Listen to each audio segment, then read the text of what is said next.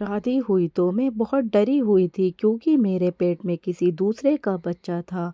इसलिए मेरी माँ ने मुझे 1 माह में शादी करके विदा कर दिया था कि ये सच किसी को पता ना चले। पर मेरा पति तो खुद एक डॉक्टर था। मैं इसी परेशानी में थी, तभी पति कमरे में आया और मुझे देखते हुए बोला, तुम्हारा चेकअप करना है। अगर मेरा शक सही हुआ तो डिवोर्स दे दूंगा। मैं और ज़्यादा डर गई, लेकिन फिर पति ने अपनी डॉक्टरी के बैग से एक चीज़ निकाली कि मेरी आंखें फटी की फटी रह गईं, क्योंकि वह मेरा नाम पारुल है और मैं एक छोटे से गांव में पैदा हुई। हम 5 बहनें थे और बहनों में मेरा नंबर सबसे पहले था। बाकी चारों मुझसे छोटी थी। मेरे पापा की मृत्यु हमारे बचपन में ही हो गई थी और और उसके बाद जैसे तैसे करके मम्मी ने हमें पाला था। मेरी मम्मी के पापा की पसंद की शादी थी और इसी वजह से मम्मी के माँ बाप और पापा के माँ बाप दोनों ने उनका बायकॉट कर दिया था। इसलिए पापा के बाद मम्मी के पास सिवाय हम 5 बेटियों के कोई भी रिश्ता नहीं था। मेरे पापा पढ़े लिखे थे और अपनी ज़िंदगी में एक प्राइवेट कंपनी में थे, जबकि मेरी मम्मी कुछ खास पढ़ी लिखी नहीं थी। वह तो बस इंटर पास थी, क्योंकि जब वह इंटर में थी तो पापा के साथ भागकर शादी कर ली और फिर शादी के 2 साल बाद मैं पैदा हुई। मम्मी घर और मुझ में मसरूफ़ हो गई और उनकी पढ़ाई हमेशा के लिए छूट गई। मम्मी ने एक बार अपनी ज़िंदगी की पिछली बातें बताई थी कि उनका जन्म एक जॉइंट फैमिली में हुआ था, जहाँ चाचा, बड़े पापा और उनकी पत्नी, बच्चे सब एक साथ रहते थे और उनकी फैमिली में लड़के और लड़कियों को बराबर ट्रीट किया जाता था। उनकी ज़िंदगी के लिए पूरी आज़ादी थी। उनके पापा यानी कि मेरे नाना एक कंपनी में एक बड़े पद पर थे और उनके चाचा और बड़े पापा भी बड़े बड़े बिजनेसमैन थे। घर में पैसों की कमी नहीं थी। सब एक दूसरे से जुड़े हुए थे और एक दूसरे से मोहब्बत करते थे। किसी किस्म का झगड़ा या दौलत का लालच किसी भी इंसान में नहीं था। सब एक दूसरे के भलाई चाहते थे। मम्मी ने बताया कि उनकी मंगनी बचपन में ही उनके चाचा के दोस्त के बेटे निहाल से तय कर दी गई। निहाल के माँ बाप नहीं थे, इसलिए निहाल मेरे ही घर में रहता था। लेकिन जैसे तैसे मम्मी बड़ी होती गई, उन्हें लगने लगा कि बचपन में जुड़े बेनाम रिश्ते किसी काम के नहीं जब उन पर दिल ही ना धड़कता हो। मम्मी बताती हैं कि उनके मंगेतर निहाल बचपन से ही बहुत शर्मीले किस्म के थे। वह किसी से ज़्यादा बात नहीं करते थे, लेकिन जैसे जैसे वे बड़े होते गए उनके अंदर से शर्म की आदत निकल गई और वह एक अच्छे लड़के बनने लगे। मम्मी ने बताया कि फैमिली में सबसे ज़्यादा कोई गुड लुकिंग था तो उनके मंगेतर निहाल ही था। लेकिन इसके बाद भी मम्मी को निहाल कभी भी पसंद नहीं आए। उनके घर का माहौल भी अच्छा था और फिर दोस्तों ने निहाल का नाम लेकर इतना छेड़ा कि उन्हें छोटी क्लास में ही पता चल गया कि वह उनके मंगेतर हैं। और फिर धीरे धीरे जब मम्मी और निहाल दोनों बड़े होते गए तो मम्मी को पता चला कि बचपन की मंगनी सिर्फ मंगनी तक ही नहीं है, बल्कि निहाल उनको पसंद करता है। सिर्फ पसंद ही नहीं करता, वह उनके लिए बहुत ज़्यादा पॉजिटिव भी है। और मम्मी को उनकी यह बात बुरी लगती थी। वह उनको लेकर बहुत जल्दी हाइपर हो जाते थे। मम्मी कहती हैं कि अगर फैमिली में सबसे ज़्यादा डैशिंग निहाल था तो फैमिली में सबसे ज़्यादा गुस्से वाला भी निहाल ही था। उसका गुस्सा बहुत तेज था और कभी-कभी मम्मी को लगने लगता था कि वह साइको है जो खुद के आगे किसी के बारे में नहीं सोचता। उन्हें मम्मी को उनके भाई से बात करना पसंद नहीं था और उन्हें रोकना अपना हक समझते थे। और एक बार तो उन्होंने मम्मी के चाचा के बेटे से झगड़ा कर लिया और सिर्फ इसलिए कि उसने मम्मी का हाथ यूं ही मजाक में पकड़ लिया था। मम्मी 10वीं क्लास में थी और वह 12वीं क्लास में। लेकिन गुस्सा इतना था कि वह 35-40 के जवान मर्द में भी ना हो। मम्मी बताती हैं कि उनके अपने माँ बाप यानी कि मेरे नाना नानी ने कभी भी उनको किसी बात के लिए नहीं रोका टोका था और हर तरह की आज़ादी दे रखी थी। लेकिन निहाल उन्हें कैद करके रखना चाहता था। वह किसी साइको आशिक जैसे थे जो अपनी माशूका को दुनिया से छुपा कर अपने घरों में रखना चाहते थे, चाहे माशूका का दम घुट जाए। और यही उनमें कमी थी। एक बार भाई से झगड़ा कर लिया तो घर वालों ने प्यार से समझाकर इग्नोर कर दिया और यहीं से उनकी हिम्मत बढ़ी और फिर उन्होंने मम्मी के हाथ तोड़ दिए क्योंकि मम्मी उनसे बात करते हुए किसी पर मुस्कुरा दी थी। इस बार हद हो गई थी और मम्मी को निहाल से नफरत हो गई। निहाल की हरकतें किसी नॉर्मल इंसान की हरकतें नहीं थी और यही बात मम्मी ने जब चाचा से कि निहाल का इलाज कराएं क्योंकि निहाल एक साइको पेशेंट है। और इससे सबकी जान को पहली बार मम्मी के चाचा ने मम्मी के मुंह पर थप्पड़ दे मारा और इसी बात ने मम्मी के नफरत को और हवा दे दी। इन्हीं दिनों निहाल का रिजल्ट आ गया था और साथ ही उनको अमेरिका के एक मेडिकल कॉलेज से स्कॉलरशिप ऑफर आई। तो मम्मी के चाचा ने उसे वहां भेजने की सारी तैयारी कर ली जबकि वह जाना नहीं चाहता था। और जब गया तो जाते हुए सब भाई को वार्न करके गया कि कोई भी मम्मी के आसपास नजर न आए। निहाल से सब भाई इस कदर डर गए कि अब वह मम्मी के आसपास भी नजर नहीं आते थे और यूं मम्मी अकेली और तन्हा हो गईं। और हर गुजरते लम्हा उनके दिल में निहाल के लिए नफरत की जगह मजबूत कर देता था। मम्मी इन दिनों 10वीं में थीं और इन्हीं दिनों मम्मी की क्लास में एक नई लड़की का एडमिशन हुआ। मम्मी की इस लड़की से जिसका नाम मेघा था उससे अच्छी दोस्ती हो गई और इसी दोस्त के जरिए मम्मी की मुलाकात मेरे पापा से हुई। मम्मी की वह दोस्त मेघा मेरे पापा की बहन यानी कि मेरी बुआ थी। मेरे पापा उन दिनों पीएचडी कर रहे थे और मम्मी से उम्र में बहुत बड़े थे। लेकिन पहली नज़र की मोहब्बत ने मम्मी पापा दोनों के दिल में डोरे डाल दिए और यूं एक मैच्योर इंसान एक कम उम्र की लड़की की मोहब्बत में बह गया। मेरे पापा बहुत शांत स्वभाव के अच्छे इंसान थे और मम्मी को बहुत अच्छे लगे थे और वह पापा के साथ ज़िंदगी गुजारना चाहती थी। मम्मी ने मुझे बताया कि जब तुम्हारे पापा ने मेरे लिए रिश्ता मेरे घर भेजा तो मेरे माँ बाप और ख़ास तौर पर चाचा तो आग बबूला हो गए। एक तो मैं निहाल की मंगेतर थी, ऊपर से तुम्हारे पापा मुझसे उम्र में भी काफ़ी बड़े थे।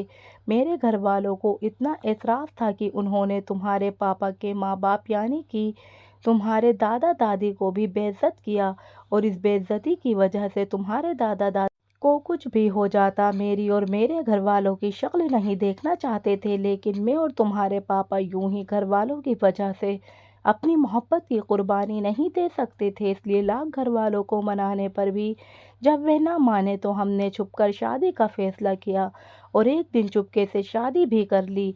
ये खबर जब मेरे घर वालों ने सुनी तो ज़िंदगी में पहली बार मेरे पापा ने भी मुझे मारा और फिर शायद उन्हें मुझ पर तरस आ गया था तो उन्होंने तुम्हारे पापा को बुलाया और मुझे उनके साथ ये कहकर भेज दिया कि अब उनका मुझे और मेरा उनसे कोई रिश्ता नहीं, इसलिए अब वे कभी मेरी शक्ल नहीं देखना चाहते।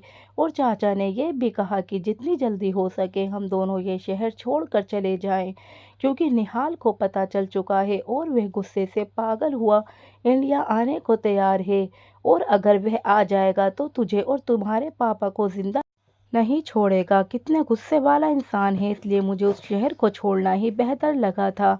और दूसरी तरफ तुम्हारे दादा दादी भी गुस्से से भरे बैठे थे। उन्होंने तो हमें घर में घुसने भी नहीं दिया और दरवाजे से ही विदा कर दिया। मैं और तुम्हारे पापा इंदौर आ गए। तुम्हारे पापा पढ़े लिखे थे तो उन्हें अच्छी नौकरी मिल गई और ज़िंदगी बहुत अच्छे से गुजरने लगी और ऐसे ही हमारा आशियाना खुशियों भरा होता अगर तुम्हारे पापा को भगवान अपने पास ना बुलाते। मैं उनकी बड़ी और समझदार बेटी थी और वह अपनी हर बात और हर दुख मुझसे यूं ही बांट लिया करती थी जैसे हम दोनों सहेलियां हों। मम्मी अपनी पिछली बातें करते करते यूं मायूस हो गई और मुझे भी पापा की याद आ गई। मैं 14 साल की थी जब मेरे पापा को हार्ट अटैक आया और वे दुनिया से चले गए। उनके साथ की ज़िंदगी और उनके बाद की ज़िंदगी में बहुत फ़र्क था। उनके साथ ज़िंदगी रंगीन और खूबसूरत थी और उनके बाद ऐसा वक्त भी आया जब हम खाने को भी तरस गए और तब मम्मी ने लोगों के घरों में काम करना शुरू कर दिया और हम 5 बेटियों को पालने लगीं। पहले मम्मी के पापा और फिर मेरे पापा ने उन्हें फूलों की सेज पर रखा और अब हम कांटों पर पड़े थे तो बहुत तकलीफ हो रही थी लेकिन मम्मी यूं ही मेहनत करती रहीं और हम बड़े होते गए। मुझे मम्मी ने दोस्त समझकर सब बताना शुरू किया तो मुझे डिप्रेशन में पड़ा मन हट गया। मैंने मम्मी से कह दिया कि वे अपनी मेहनत की कमाई मुझ पर खर्च ना करें। मैं पढ़ नहीं सकती, पढ़ाई छोड़कर मैंने एक फैक्ट्री में नौकरी कर ली जहाँ से मुझे 15,000 मिलते थे। मैं जब मम्मी के हाथ पर इन पैसों को रखती तो उनके चेहरे पर खुशी देखकर मुझे सुकून महसूस होता। मुझसे छोटी बहनें पढ़ाई में काफ़ी अच्छी थीं और दूसरे नंबर वाली बहन तो मैट्रिक में टॉप किया था और फिर उसका एडमिशन अच्छे और बड़े कॉलेज में हुआ। मेरी सब बहनें पढ़ लिख कर कुछ बनना चाहती थीं और मम्मी की मेहनत को ख़राब नहीं जाने देना चाहती थीं। मम्मी भी हम सबसे बहुत मोहब्बत करती थीं और भरोसा करती थीं, लेकिन एक दिन फिर सारा भरोसा टूटकर ख़त्म हो गया और उनकी सारी ज़िंदगी की मेहनत एक पल में ख़त्म हो गई और इसे ख़त्म करने वाली मैं थी। मैंने उनकी मेहनत को मिट्टी में मिला दी, जिन्होंने अपनी जवानी हमें सँवारने पर गुज़ार दी थी। मुझसे गलती नहीं बल्कि एक भयानक पाप हो गया, ऐसा पाप जिसकी माफ़ी नहीं थी। मेरा उठाए गलत कदम में मेरी बहनों का भविष्य खतरे में डाल दिया और मेरी माँ का सब बहनों से भरोसा ख़त्म करवा दिया। मैंने वह किया था जिससे आसमां सिर्फ मेरे सर पर नहीं बल्कि मेरे साथ साथ मेरी माँ और बहनों पर भी आ गिरा था, और ऐसा गिराया कि अब हम में से किसी की हिम्मत नहीं थी कि हम सर उठा कर चल सकें। हुआ कुछ यूँ कि जिस कंपनी में मैं काम करती थी उस कंपनी में गौरव नाम का लड़का भी ऊंची पोस्ट पर काम करता था और वह मुझे देखकर मुस्कुराया करता था। शुरू शुरू में मुझे उस पर गुस्सा आता था और मुझे वह अजीब लगता था, लेकिन फिर धीरे धीरे मैं उसके मुस्कुराने की आदी हो गई। मगर उसने मुझे अभी तक कोई बात ना की, लेकिन मुझे लगने लगा कि मेरी कहानी भी बिल्कुल मेरी माँ की तरह होगी, क्योंकि मैं 17 साल की थी और गौरव लगभग 35 साल का। लेकिन उसकी ड्रेसिंग और डैशिंग दोनों देखने लायक थे। वह बहुत ही स्मार्ट और हैंडसम था और कंपनी की हर लड़की उसे देखकर स्माइल करती थी, लेकिन वह सिर्फ मुझे देखकर मुस्कुराता था। इस बात ने मुझे ज़रा मगरूर कर दिया। कुछ दिन गुजरे तो गौरव ने यूं ही आते जाते मुझसे बात करनी शुरू कर दी, जो कुछ ही दिनों में बहुत सारी बातें तक आ पहुंची और फिर थोड़े ही वक्त में हम दोनों एक दूसरे के बहुत करीब हो गए। और वे रोज़ मेरे लिए एक गिफ्ट लाया करता था और मैं मम्मी से कहती कि मेरे दोस्त ने दी है। मम्मी को अपनी बेटियों पर, खासकर मुझ पर बहुत ज़्यादा भरोसा था। वे मेरी बात पर यकीन लिया करती थी और मैंने भी सोच लिया था कि जैसे ही गौरव मुझसे अपने दिल की बात करेगा तो मैं मम्मी से बात कर लूँगी। और मुझे यकीन था कि मम्मी मेरे साथ वे हरगिज़ नहीं करेंगी जो उनके साथ हुआ था। वे मेरी खुशी के लिए कुछ भी कर सकती थी और मेरी पसंद की शादी तो करवा ही सकती थी। मेरी मम्मी ने यही सिखाया था कि मोहब्बत करने में कोई पाप नहीं, तो मुझे यकीन था कि उनको कोई एतराज़ नहीं होगा। मैं इन दिनों बहुत खुश थी, बल्कि मैं हवाओं में उड़ती फिरती थी। एक डैशिंग और इतना अमीर आदमी मुझ पर फिदा था, लेकिन फिर मुझसे एक बहुत बड़ी गलती हो गई। मैं मोहब्बत में बहक गई और एक पाप कर बैठी, ऐसा पाप जो सारी ज़िंदगी तड़पने को काफ़ी था। कुछ यूँ मेरा बर्थडे था, हालत तंग होने के बावजूद भी मम्मी ने मेरे लिए बर्थडे केक लाए और मेरी बहन ने चंद मिनट में ही बर्थडे थीम तैयार कर दी। हम माँ बेटियों ने इस दिन बहुत मस्ती की थी और इस खुशी में बहुत खुश हो रही थी, क्योंकि गौरव ने कहा था कि उसने कल मेरे लिए एक सरप्राइज़ प्लान किया है और इस सरप्राइज़ में मुझे अपने दिल का हाल सुनाएगा। कल के दिन के लिए मैं बहुत बेकरार थी और फिर सारी रात जाग कर मैंने कल होने का इंतज़ार किया। और फिर अगले दिन मैं घर से कंपनी के लिए निकली, लेकिन कंपनी नहीं गई बल्कि गौरव के बताए हुए पार्लर पर गई, जहाँ मेरी अपॉइंटमेंट गौरव ने पहले से ही ले रखी थी। और फिर 4 घंटे की मेहनत के बाद ब्यूटिशियन ने मुझे परी बना दिया। मुझे आईने में देखकर खुद भी यकीन नहीं आ रहा था कि ये मैं ही हो सकती हूँ, क्योंकि मैंने कभी खुद पर इतना ध्यान नहीं दिया था। ब्यूटिशियन का मेकअप और डिज़ाइनर महंगी घेरदार फ्रॉक में आसमान से उतरी परी लग रही थी। और यह सोचकर तो मैं शर्मा गई कि गौरव देखेगा तो देखता रह जाएगा। थोड़ी देर बाद वॉचमैन ने आकर मुझे बताया कि गाड़ी मुझे लेने आई है। मैं बाहर आई तो एक चमचमाती हुई महंगी कार बाहर खड़ी थी। ड्राइवर ने भागकर मेरे लिए दरवाज़ा खोला और मैं गाड़ी में बैठ गई। गौरव मुझे लेने नहीं आया, मतलब सरप्राइज़ बहुत बड़ा था। कुछ देर के सफ़र के बाद मैं शहर की रौनक से हटकर एक खूबसूरत और शांत जगह पहुंची। सामने ही खूबसूरत फार्म हाउस था और फार्म हाउस के अंदर आ गई। सीढ़ियों पर फूल ही फूल थे। मैं इतना खुश थी कि सब कुछ भूल चुकी थी और याद था तो सिर्फ गौरव मुझे इतना स्पेशल फील करवा पाकर उसने मेरे दिल में अपने लिए मोहब्बत और बढ़ा दी थी। वह फूलों से ढके रास्ते से होती फार्म हाउस में दाखिल हुई तो फार्म हाउस की सजावट देखकर दंग रह गई। मेरी फ्रॉक गुलाबी रंग की थी और सारे फूल भी गुलाबी ही थे और यहाँ तक कि गौरव ने भी गुलाबी थ्री पीस सूट पहन रखा था। ये सारी तैयारी मेरे बर्थडे के लिए थी और एक बहुत ही खूबसूरत केक मंगवाया था जिस पर मेरे जैसी गुलाबी फ्रॉक पहने गुड़िया बनी हुई थी। मैंने गौरव के साथ मिलकर केक काटा। गौरव ने गिफ्ट में मुझे डायमंड का सेट दिया और इतना महंगा गिफ्ट इंसान उसी को देता है जिससे वह मोहब्बत करता है। गिफ्ट के बाद एक और गिफ्ट था जब गौरव मुझसे मोहब्बत का इजहार करता। वह मेरा हाथ पकड़े मुझे एक कमरे में ले गया जो अंधेरे में डूबा हुआ था और फिर जैसे ही गौरव ने लाइट ऑन की तो मेरी आंखें हैरत से फटी की फटी रह गई क्योंकि उस कमरे में कोई ऐसी जगह ना थी जहां मेरी फ़ोटो ना हो। हर तरफ मेरी ही फ़ोटो थी और फिर गौरव ने घुटनों पर बैठकर मुझसे अपनी मोहब्बत का इजहार किया और मैं खुशी के मारे कुछ बोल ही नहीं पा रही थी। गौरव ने मेरी उँगली में अंगूठी पहनाई और मुझे ज़ोर से अपने सीने से लगा लिया। मैं उसकी बाहों में बहुत खुश थी। गौरव ने मोहब्बत में एक कदम आगे का सफ़र किया और मेरी फ़्रॉक का बाजू थोड़ा-सा नीचे कर दिया। मैं उसकी इतनी मोहब्बत देखकर खुशी से मदहोश हो चुकी थी। इस मदहोशी में मैं क्या-क्या हो गया मुझे होश ही नहीं रहा। उस दिन गौरव ने मोहब्बत में आगे की हद पार कर दी और मैंने उसका पूरा-पूरा साथ दिया और जब मेरी मदहोशी कम हुई तो मैंने खुद को बेड पर गौरव की बाहों में पाया। मैं बहुत बड़ी गलती कर बैठी थी इसका मुझे एहसास हुआ था लेकिन गौरव ने यह कहकर तसल्ली दिला दी वैसे भी हम दोनों बहुत जल्दी शादी करने वाले हैं तो इतना चलता है। मैंने उसकी बेपनाह मोहब्बत देखी थी इसलिए मैं खामोश हो गई। लेकिन इसके बाद बार-बार मैं और गौरव ये पाप करते रहे और वह मुझे बार-बार तसल्ली देता था और वह शादी की बात तो टालने लगा था।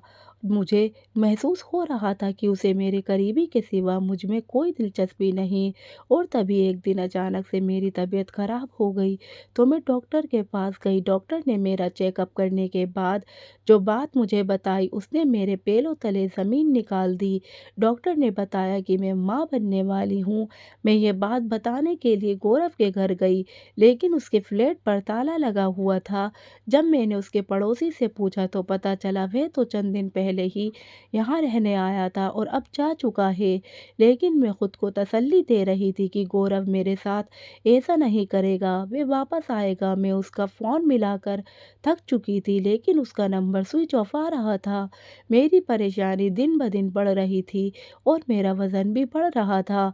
मैं किसी को ये नहीं बता सकती थी और अगर मम्मी को पता चल जाता तो मुसीबत आ जाती और मुसीबत तो एक न एक दिन आना ही था तो मुसीबत आ ही गई। मम्मी ने मेरे बैग में मेरी टेस्ट रिपोर्ट देख ली और इस दिन मैंने उनके भरोसे का खून कर दिया और वह रोते हुए यही कह रही थी कि मैं उन्हें बता देती तो वह इज्जत से मुझे रुखसत कर देती। यह सब तो ना देखना पड़ता लेकिन यह सब हो चुका था और मैं मम्मी से माफ़ी मांग कर थक चुकी थी लेकिन मम्मी ने मुझसे मुंह मोड़ लिया और बहनों पर भी इतनी पाबंदियां लगा दी कि वह भी मुझे देखना नहीं चाहती थी। मम्मी ने मुझे ठिकाने लगाने का सोचा और रिश्ते वाली आंटी को रिश्ता लाने को कहा, चाहे किसी अंधे लंगड़े लूले का ही क्यों ना हो। आंटी मेरे लिए रिश्ता भी ले आई जिसे मम्मी ने बिना जांचे परखे और बिना लड़के को देखे हाँ कह दी और फिर मेरी शादी करवा कर बिना मुझसे मिले मुझे घर में भेज दिया। यहाँ तक कि उन्होंने ना खुद अपने दामाद को देखना ज़रूरी समझा और ना मुझे दिखाया। आंटी के साथ ही मैं दुल्हन बनी अपने पति के घर आ गई। आंटी शायद मेरे पति की जानने वाली थी। वह मुझे कमरे में बिठाकर जा चुकी थी। वैसे ही बहुत ज़्यादा मैं डरी हुई थी।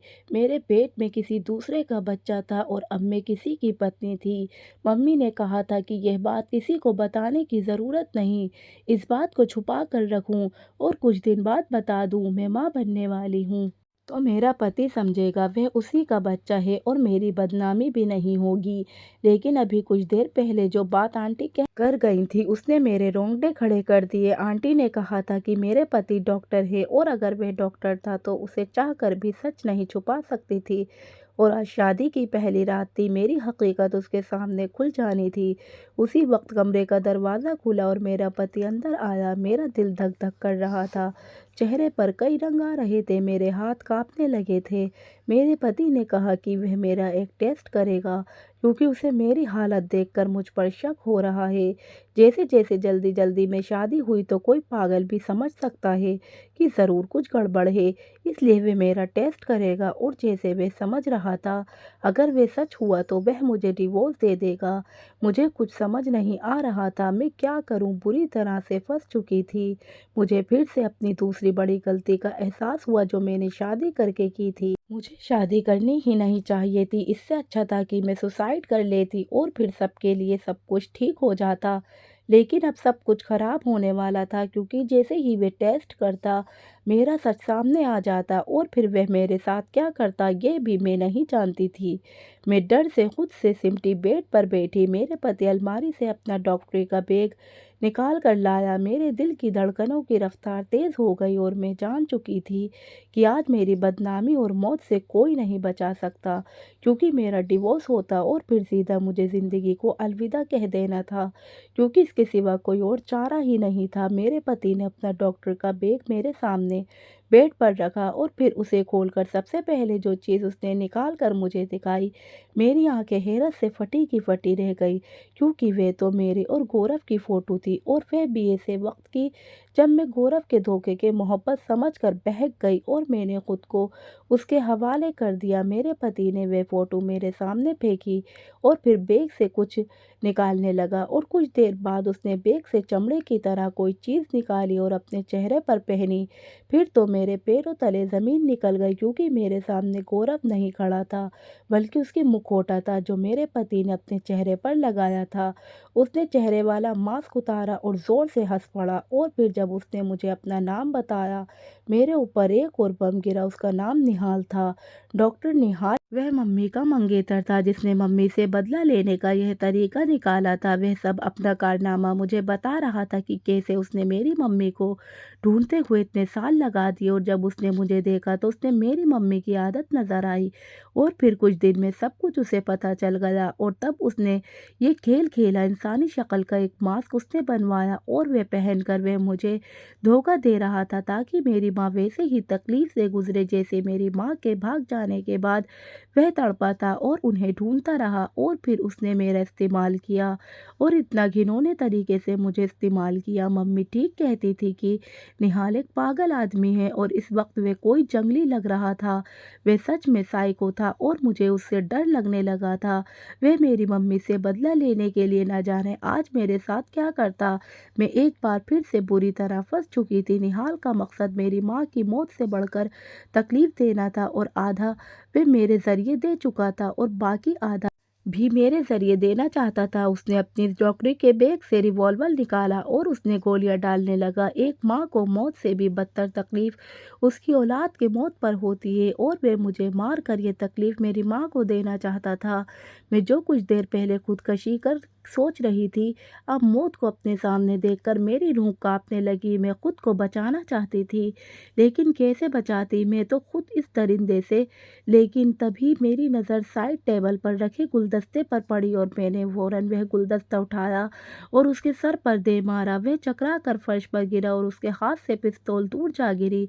उसने मेरे साथ जो किया वह माफ़ करने के काबिल नहीं था, और इससे पहले कि वह उठ खड़ा होता, मैंने कांपते हुए हाथों से गुलदस्ता वापस उठाया और उसके सर पर मार कर कचूमर बना दिया। इसके बाद वह खौफ से चीखने लगी और दरवाज़ा खोलकर बाहर भागने लगी, मगर हड़बड़ाकर सीढ़ियों से नीचे गिरा। मेरा पूरा शरीर दर्द से चूर हो गया था, और मुझे महसूस हुआ कि मेरा बच्चा पेट में ही सांस लेना छोड़ चुका है, और उसके बाद मैं होश खो बैठी। जब मुझे होश आया तो मैं हॉस्पिटल में थी, और मेरे पास मेरी माँ थी, और मेरी आंखों से आंसू निकल रहे थे। मैं अपना बच्चा खो चुकी थी। मेरे रोते हुए माँ को सारी बात बता दी।